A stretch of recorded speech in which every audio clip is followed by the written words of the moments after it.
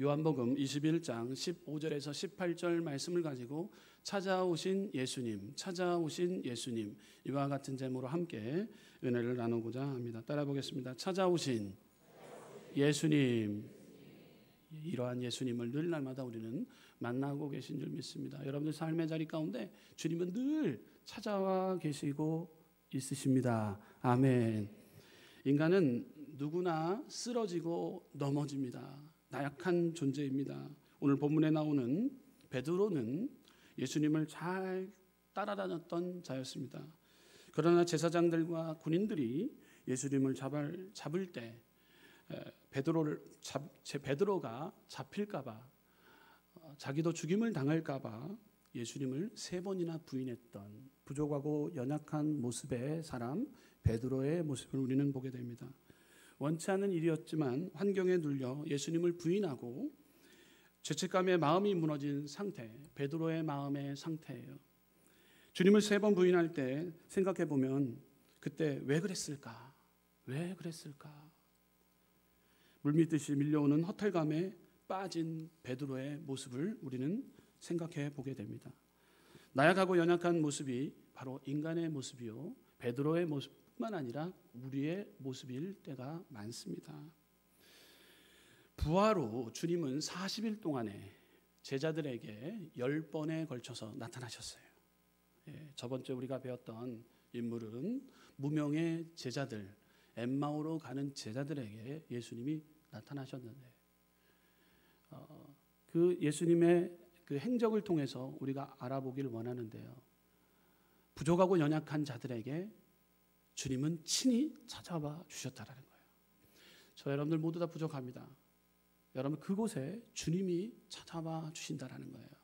여러분 우리는 엠마오로 내려가는 신앙이 아니라 다시 하나님을 경외하며 주님을 높이며 예루살렘 성전이 있는 예배당에 와서 주님을 만났기 때문에 여러분 예배당에 와서 하나님 앞에 여전히 찬양해야 된다라고 저번 주에 배웠어요.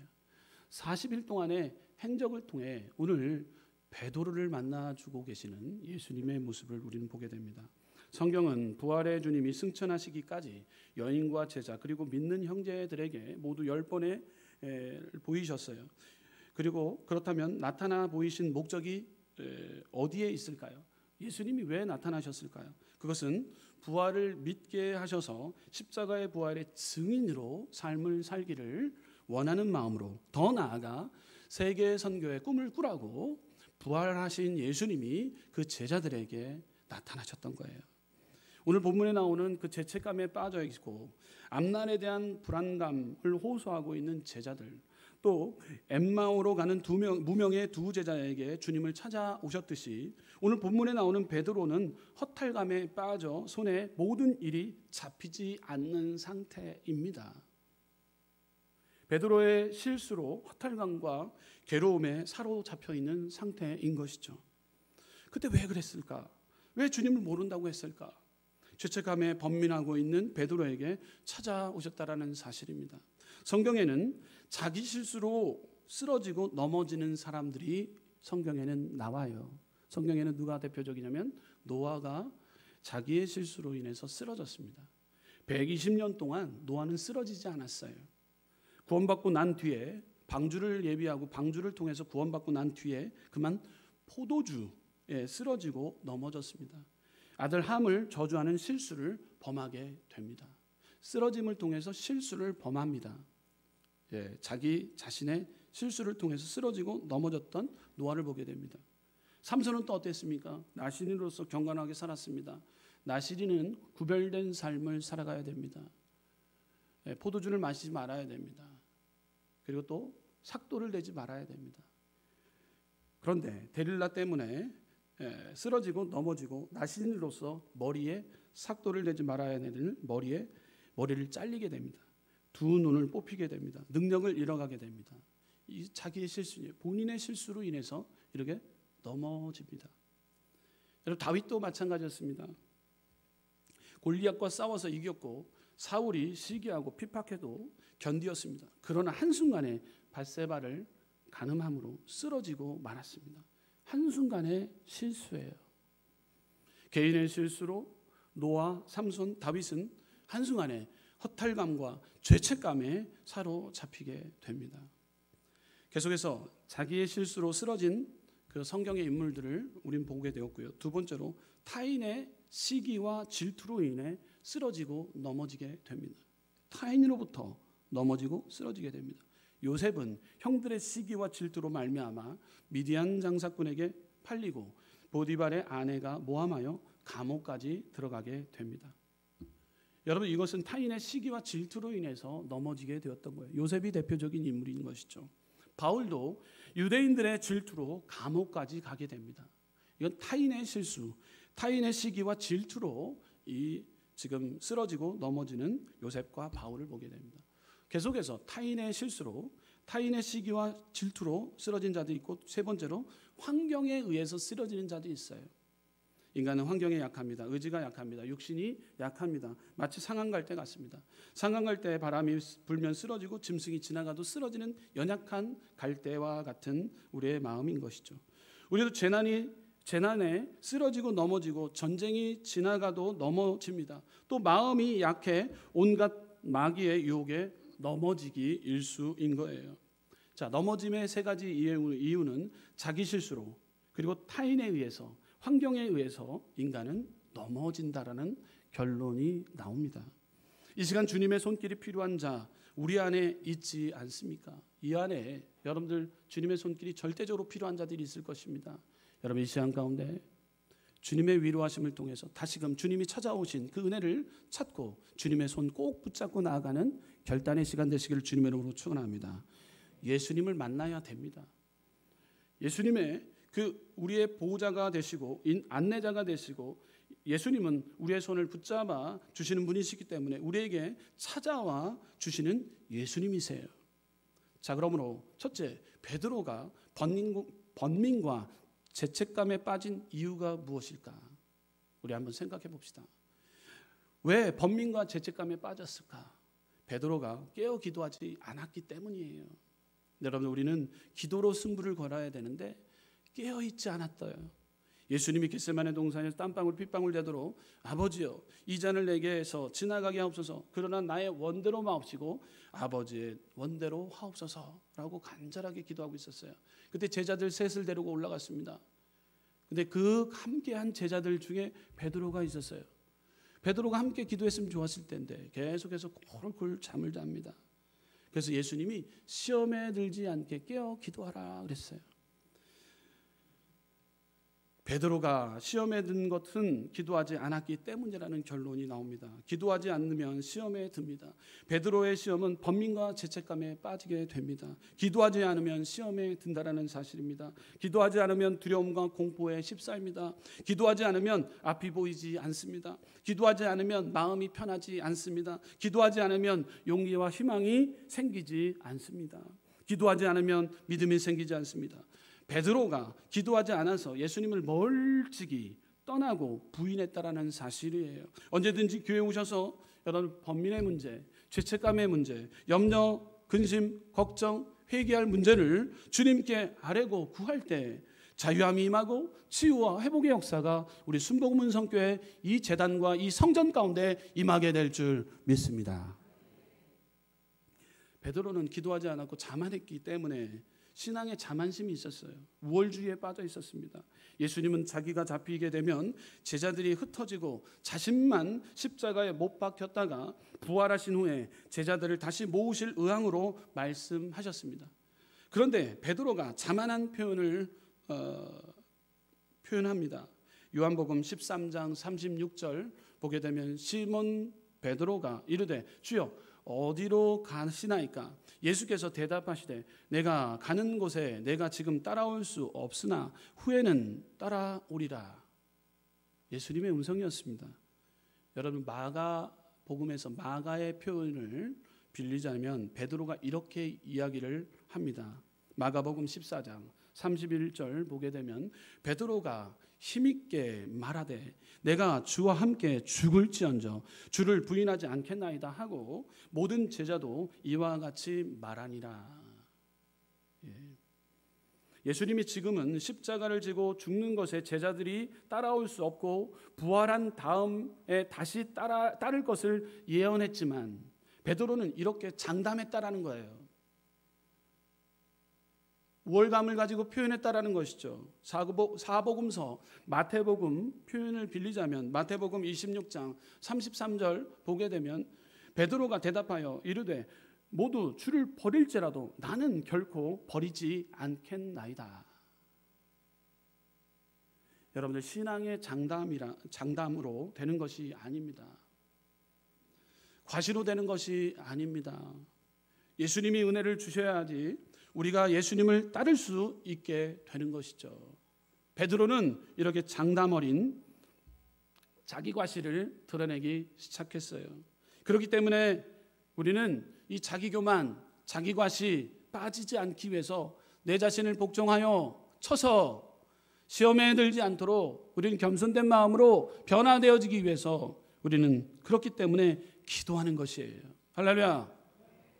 기도하지 않으면 실족하고 기도하지 않으면 예수님을 따라갈 수 없습니다. 하나님의 은혜가 아니면 우리는 예수님을 따라갈 수가 없게 되는 것이죠.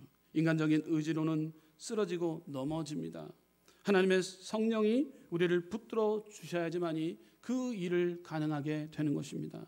베드로가 다른 사람보다 자기의 신앙이 우월하다고 믿었기 때문에 모두 주를 버릴지라도 나는 결코 버리지 않겠나이다. 신앙의 우월주의에 빠져서 그러한 고백을, 신앙의 교만함과 자만이 그를 이끌고 있었기 때문에 그런 행동이 있었다라는 거예요. 다른 사람은 예수를 버려도 나는 예수님을 버리지 않습니다. 다른 사람들이 도망가도 나는 도망가지 않습니다. 장담하고 있는 거예요. 과신하다가 넘어진 거예요. 여러분, 건강을 과신하다가 넘어지는 사람들 많이 보게 됩니다. 여러분, 연로하신 어르신이 차에서 이렇게 앉아 이제 신호등 앞을 보고 있는데 연로하신데 지금 신호등이 바뀌면 바로 이제 초록색 불이 바뀌어서 걸어갈 수 없는 길인데 카운트다운이 되지 않습니까? 요즘에 신호등 보게 되면 6, 7, 6, 5, 4 이렇게 떨어지는데 조금만 있으면 금방 바뀌는데 벌써 경계석을 뒤질 때서부터 헛발을 딛고 나가셔요. 내가 갈 수 있다라는 거예요. 건너갈 수 있다라는 거예요. 중간에 가다 보면은 벌써 빨간불이에요.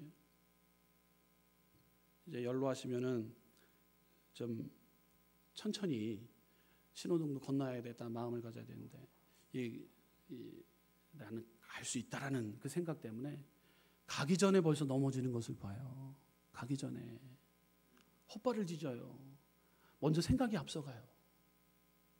여러분, 건강에 가시는, 나는 건강하기 때문에 하다가 큰 문제를 당하는 경우를 우리는 많이 보게 됩니다. 여러분, 이 베드로는요, 신앙의 장담, 이 과신이 있었어요. 과신이 있었어요. 여러분, 이렇게 신앙에 있어서 자기 과신은 교만이요 자만입니다. 교만한 자는 주님께 기도하지 않는 자예요. 기도하지 않으면 시험은 따라볼까요? 패키지 상품입니다. 예, 기도하지 않으면 시험은 따라오는 패키지 상품이에요. 본인의 의지가 앞섰기 때문에 기도하지 않게 됩니다. 기도할 때 자만의 문제와 교만의 문제를 주님께 내어 맡길 수 있어야 됩니다. 교만한 자는 주님을 멀리합니다. 자, 그렇기 때문에 우리는 왜 베드로가 번민과 죄책감에 빠진 이유가 뭘까? 번민과 죄책감 빠지는 이유는 기도하지 않았기 때문에, 자만과 교만함에 빠져 있기 때문에 베드로는 번민과 죄책감에 빠져서 지금 갈릴리 삶의 자리, 그곳에 지금 물고기를 잡으러 갑니다. 자, 부족함에도 찾아와 주시는 예수님을 우리는 만나야 됩니다. 두 번째, 따라 봅시다. 찾아오시는 예수님을 만납시다. 예, 찾아오신 주님 손 잡지 않으면 일손도 잡히지가 않아요. 여러분, 오늘 주님이 우리의 손을 꼭 붙잡고 계신 줄 믿어요. 주님의 손 뿌리치고 나가면 우린 세상 가운데서도 일손이 잡히지가 않아요. 일이 안 돼요. 일을 해도 기쁨이 없습니다. 감사가 없습니다. 소망이 없습니다. 맛난 음식을 먹어도 맛이 나질 않아요. 여러분, 오늘 이 예배당에 와서 주님의 손을 꼭 붙잡고 나아갈 때 여러분의 삶의 자리 가운데 주님이 주시는 기쁨과 참된 평안함이 우리 가운데 찾아오게 될 줄 믿습니다. 우리 안에 회복함의 영이 역사가 임하게 되는 것이에요. 예수님이 부활하신 후 갈릴리에 나타나셨습니다. 시몬 베드로와 디두모라 하는 도마와 나다니엘과 세베대의 아들들과 또 다른 제자들이 함께 있었습니다. 시몬 베드로는 나는 물고기를 잡으러 가노라 하면서 떠나갔어요. 여기서 우리는 리더십의 영향력을 볼 수가 있습니다. 여러분, 베드로 수제자 중에 제자입니다. 그가 지금 나는 물고기 잡으러 가노라. 여러분, 리더십 영향력을 볼 수 있습니다. 베드로가 물고기를 잡으러 간다고 말할 때 다른 제자들도 생각 없이 다 물고기를 잡으러 간다라는 사실이에요. 여러분, 지도자가 기도하면 다른 사람들도 기도를 합니다. 지도자가 세상으로 나가면 다른 사람들도 세상으로 나갑니다. 마치 우리 엄마가 아니라 오리 엄마와 같습니다. 여러분, 이미지 한번 보여주시기 바랍니다. 여러분, 오리 엄마 보여주시기 바래요. 오리 엄마가 하는 대로 아기 오리들은 따라갑니다. 이미지 방송실 준비 안 됐나요? 예, 준비 안 됐나요? 예, 이미지가 중요해요. 여러분, 저건 축복 교회 가는 모습이에요. 예, 교회 가는 모습이에요. 집 나가는 모습 아닙니다. 저는 축복의 이미지를 갖고 왔지 집 나가는 오리가 아니라 지금 예배당에 오는 오리의 모습이에요. 얼마나 기뻐 보입니까? 엄마가 다 쪼르르 가니까 다 갑니다. 예, 어디 간다고요? 예배당에 가는 모습이에요. 여러분, 마치 오리 엄마와 같습니다. 오리 엄마가 하는 대로 아기 오리들은 따라갑니다. 기도로 가정을 이끌고 기도로 자녀를 이끌어 가야 됩니다. 세상 방법으로 가정을 이끌 때 큰 문제가 오게 됩니다. 세상의 방법으로 푸는 방법을 아이들이 보고 있다는 사실입니다. 베드로가 물고기를 잡으러 간다고 말하니 다른 제자들도 생각 없이 다 물고기를 잡으러 간다는 사실이에요. 여러분, 물고기가 잡힙니까? 여러분, 실수의 연속인 거예요. 베드로는 실수의 연속인 거예요. 다시 오마 약속하셨고 갈릴리에 가서 너 다시 보마 이렇게 말씀했는데도 베드로는 믿지를 않았습니다. 죽은 지 3일 만에 부활하마 약속했는데 믿지를 않았습니다. 여러분, 하나님의 말씀이 내 안에 들어와야 되는데 믿지를 않습니다. 예수님이 부활했다라는 것 믿고 있지 않기 때문에 삶의 자리로 다시 돌아간 거예요. 그래서 한참 일을 하다가 예수님이 하셨던 말이 있는데 하면서도 계속해서 그물질을 합니다. 삶의 자리에 가서도 기쁨 없이 그물을 던집니다. 잡히지가 않아요. 손에 잡히지가 않아요. 여러분, 베드로는 예수님의 사명을 버리고 배 그물로 다시 돌아왔어요. 원래 예수님이 갈릴리 호수에서 고기 잡는 배들을 부르실 때 베드로는 배와 그물을 버리고 예수님을 쫓아갔던 자였습니다. 사람을 낚는 어부가 되라 말씀했을 때 하나님 앞에 영광된 삶을 살겠노라 모든 배와 그물을 버리고 쫓았던 사람이에요.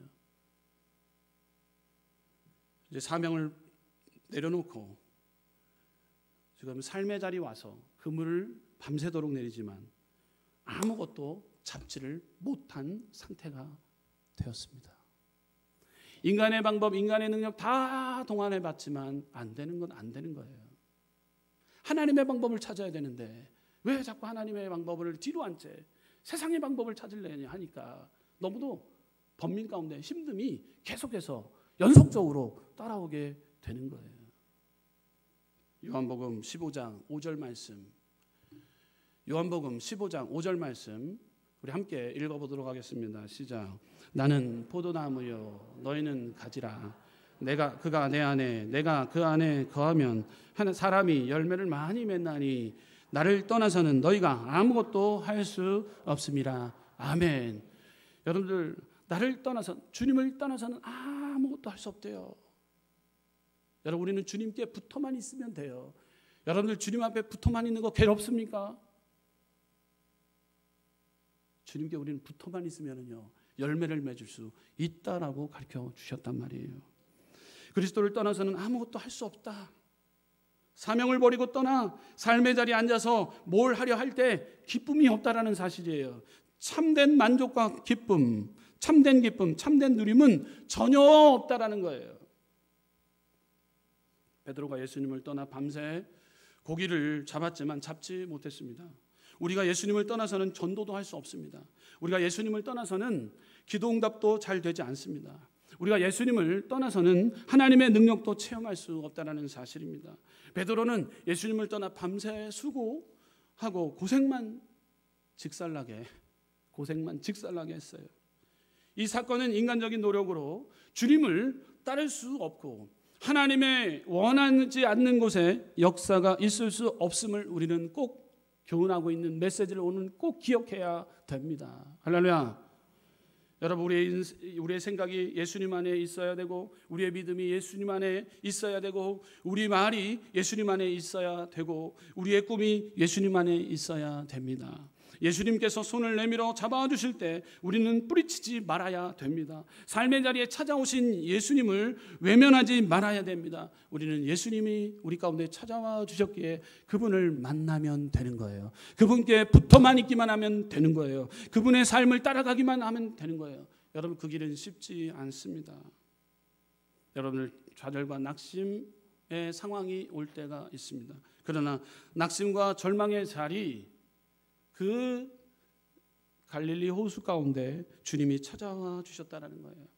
여러분, 삶의 자리에 찾아오신 주님 손잡지 않으면 일손도 잡히지 않는데 그곳에서 주님이 우리를 만져주시고 또 우리를 환영해 주시고 우리를 인도해 주시기 위해 그곳에 주님이 찾아와 주셨다는 사실입니다.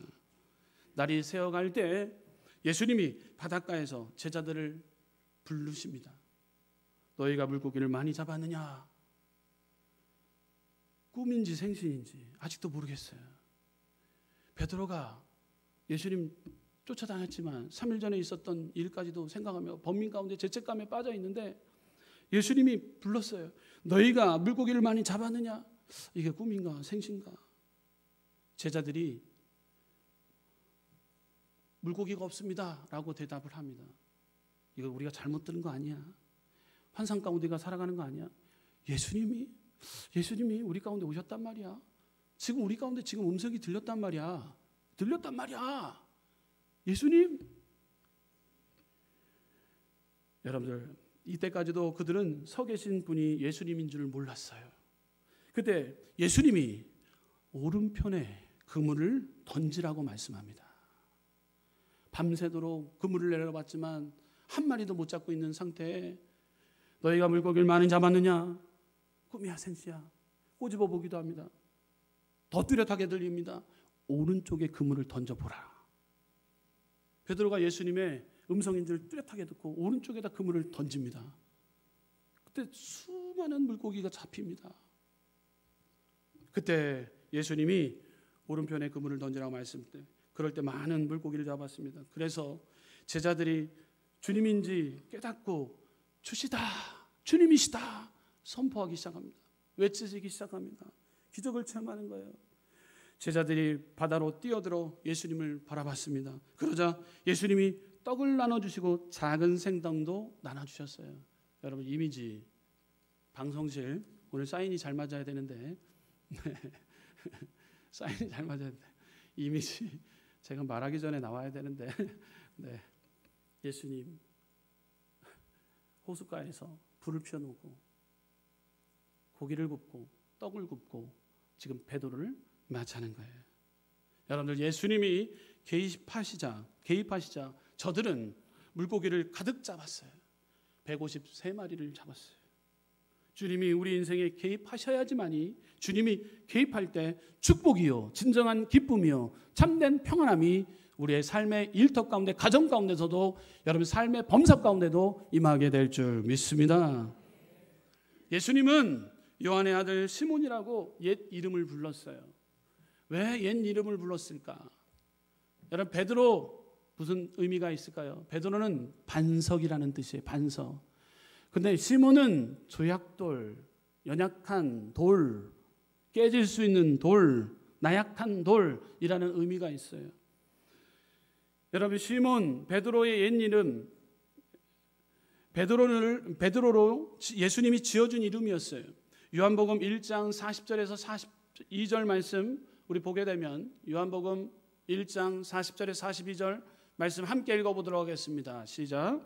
요한의 말을 듣고 예수를 따르는 두 사람 중에 하나는 시몬 베드로의 형제 안드레라. 그가 먼저 자기 형제 시몬을 찾아 말하되 우리가 메시아를 만났다 하고 데리고 예수께로 오니 예수께서 보시고 이르시되 내가 요한의 아들 시몬이니 장차 게바라 하시니라. 아멘. 여러분, 게바라하는 그 뜻 번역은 베드로라 합니다. 이렇기 때문에 시몬, 이것은 여기에서 예수님의 옛 이름을 부르셨어요. 옛 이름 시몬은요, 연약한 사람, 변덕이 심한, 의지가 약한 사람, 쓰러지고 넘어지는 사람, 그와 같이 예수 믿기 전에 우리도 연약한 사람이요, 쓰러지는 사람이요, 넘어지는 사람이었다라는 거예요. 예수님이 베드로에게 찾아와 묻습니다. 찾아와 물어요. 여러분, 명대사예요. 네가 나를 사랑하느냐? 내가 나를 사랑하느냐? 물어요. 몇 번에 걸쳐서 묻습니까? 3번에 걸쳐서 물어요. 네가 나를 사랑하느냐? 요한의 아들 시몬아, 내가 너를 사랑하냐? 묻는데 여기서 이 사랑이라는 단어가 예수님이 물을 때 이 사랑이라는 단어를 여러분 꼭 이 원어상의 그 표현을 우리는 알아야 됩니다. 베드로는 상당히 부족한 자입니다. 그래서 첫 번째, 예수님은 네가 나를 사랑하느냐 물을 때 예수님은요 아가페 사랑으로 물어요. 아가페 사랑은 헌신적인 예수 그리스도의 사랑을 얘기해요. 자, 아가페 사랑은요 100%가 얘기할 수 있어요. 100% 사랑. 나를 위해서 죽기까지 하셨어요. 그것은 아가페적인 사랑이에요. 할렐루야. 아가페 사랑이에요. 네가 나를 사랑하느냐? 아가페 사랑으로 물어요. 예수님의 대답에 베드로는요 필레오의 사랑으로 대답합니다. 필레오, 우정의 사랑. 자, 100%로 얘기했던 그 아가페 사랑으로 그러는데 60% 필레오 사랑으로 대답을 합니다. 예. 여러분들, 아가페 사랑은요 하나님이 세상을 이처럼 사랑하사 독생자를 주셨으니 할 때 그 사랑 할 때 아가페 사랑이에요. 또 하나님은 God is love, 그 사랑은요 아가페 사랑이라는 거예요. 예수님은 아가페 사랑으로 물었을 때 베드로는 필레오 사랑, 60% 사랑으로 대답을 했어요. 베드로는 자신이 없는 것입니다. 순교적인 삶을 살 수 있겠느냐? 남을 위해 죽을 수 있겠느냐? 여러분, 죽기를 각오합니다. 내가 남들은 다 부인할지라도 저는 부인하지 않습니다 했던 자였어요. 예수님은 그가 죄 지은 것을 다시 묻기 시작합니다. 아가페 사랑으로 진정 사랑하느냐? 여러분, 우리 마음의 심령을 꿰뚫어 보시는 분은 우리 하나님 아버지신 줄 믿으시기 바라요. 오늘도 신령과 진정으로 하나님 앞에 예배합니다. 우리의 마음을 표현하는 시간이 우리의 마음을 진심을 담아서 드리는 예배, 그 예배를 하나님이 받아주시길 원하세요. 그 하나님이 우리를 꿰뚫어 보시기 때문에 그 사랑을 우리가 표현만 하면 되는 거예요. 부족하고 연약한 있는 모습대로 그의 사랑을 우리는 표현만 하면 되는데, 과신하면서 주는 그리스도시오 살아계시나 우리 아버지입니다. 나는 죽지 않겠습니다. 다른 사람은 다 죽을지라 난 도망가지 않겠습니다. 과신했던 거예요.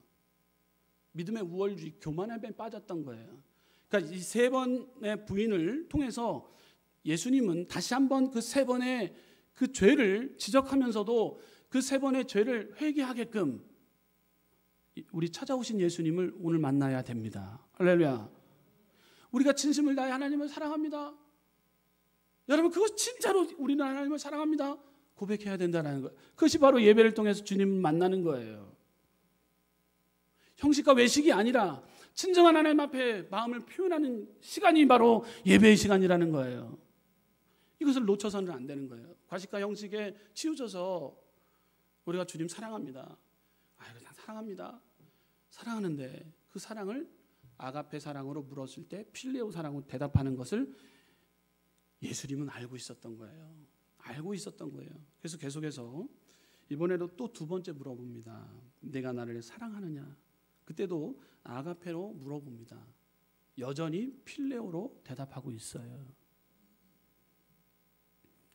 베드로는 쓰러지고 넘어진 다음에 겸손해진 거예요.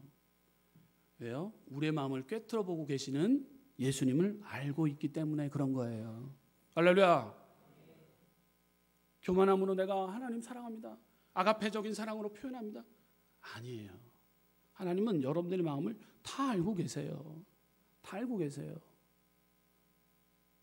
있는 모습 그대로 주님 앞에 왔습니다. 오늘 회개를 구합니다. 용서를 구합니다. 다 알고 계세요. 다 보고 계세요. 여러분, 이 정말로 찾아오신 예수님, 가식과 형식으로 여러분들 주님을 만난다고 생각해 보세요. 주님도 여러분들도 가식과 형식으로 만날 수 있다는 거예요. 진정한 하나님의 만남은요, 우리가 진정한 마음을 표현하는 것, 하나님은 다 보고 계시기 때문에 계속해서 그 표현을 하는 거예요. 그때 세 번째 중요한 물음이 있습니다. 내가 나를 사랑하느냐? 세 번째 물음도 마찬가지. 예수님이 이번에는 베드로가 죄짓지 않기 위해서 베드로의 마음을 꿰뚫어 보고 계시기 때문에 필레오의 사랑으로 물어봅니다. 내가 나를 사랑하느냐? 네, 내가 주님을 사랑합니다. 다 알고 있는 거예요. 다 알고 계신 예수님, 그 마음을 우리는 표현하는 거예요. 그것이 바로 진정한 예배 회복이요, 주님이 여러분들 가운데 늘 찾아와 계시고 가식과 형식이 아니라 외식이 아니라 주님이 여러분들의 마음, 속마음도 꿰뚫고 계시기 때문에 전심으로 하나님을 예배하면 되고 진정한 마음으로 하나님 앞에 올리면 되는 거예요. 할렐루야. 자, 그럴 때 17절 우리 함께 보게 되면 주님 모든 것을 아시오매라고 기록하고 있어요. 주님 모든 것 다 아셔요. 다 아셔요. 우리를 꿰뚫고 계시는 하나님, 우리를 찾아와 주시는 하나님, 모든 거 다 아시지 않습니까? 내가 아가페 사랑으로 표현했는데 그 아가페 사랑은 진짜 아니었잖아요. 찐이 아니었잖아요. 가짜였잖아요. 가짜였잖아요. 그 마음을 회복시키기 위해서, 눈높이를 맞추기 위해서 예수님이 필레오 사랑으로 물었을 때 주님, 내가 주님을 사랑합니다, 필레오 사랑으로 대답했던 베드로의 모습이었던 것이죠. 여러분 그럴 때 내 양을 먹이라. 비로소 베드로의 과거의 쓰라린 상처가 회복되어졌습니다. 하나님은 진심을 원하시는 분이세요. 이 시간 예배를 통해 진심으로 신령과 진정으로 하나님 앞에 예배드리는 귀한 시간 가운데 마음을 다해 뜻을 다해 주님 사랑합니다 고백하는 저와 여러분들 범사 가운데 주님이 여전히 개입하여 주시고 찾아와 역사해 주시고 여러분들에게 부족함이 없도록 좋은 것으로 하나님께서는 예배해 놓으시고 인도해 주시는 능력의 하나님을 만나시기를 주님의 이름으로 축원합니다. 결론입니다. 연약함으로 넘어질 때 진심으로 우리를 일으켜 주시기를 원하시는 주님께서 우리에게 진심으로 찾아와 주신다라는 사실이에요. 진심으로 마음을 드리는 것이 예배인 거예요. 진심된 마음을 표현할 때 하나님은 우리의 진심의 마음을 들어주신다라는 사실입니다. 기도하겠습니다.